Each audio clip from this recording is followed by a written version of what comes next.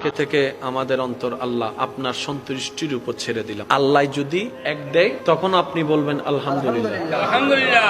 তখন আর আপনার মাথায় ওই দিনের চিন্তার মতো আসবে না, কিরে বন্ধু তো 10 কামালো, আমি কেন 1 কামাইলাম, এই চিন্তা আসবে না। তখন চিন্তা আসবে আল্লাহ চাইলে তো একটাও না দিতে পারতেন আমাকে, দয়া করো তো 1 দিয়েছেন।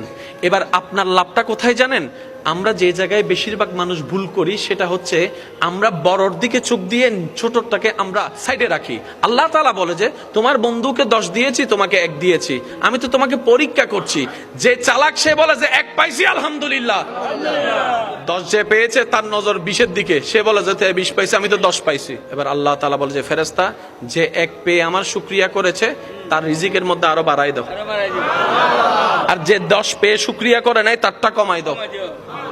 সেজন্য মনে রাখবেন, অন্যরা পেতে দেখলে মনে হিংসা আসার আগেই আপনি শুধু একটা কথা বলবেন আলহামদুলিল্লাহ, আলহামদুলিল্লাহ, আলহামদুলিল্লাহ, আল্লাহ তাআলা আরো বাড়ায় দেখ, আল্লাহ তাআলা আরো বাড়ায় দেখ। আপনি যা অন্যের জন্য দোয়া করবেন সেটা 10 গুণ বেশি হয়ে আপনার জীবনে আপনার তাকদীরে ফেরত আসবে। বলেন সুবহানাল্লাহ।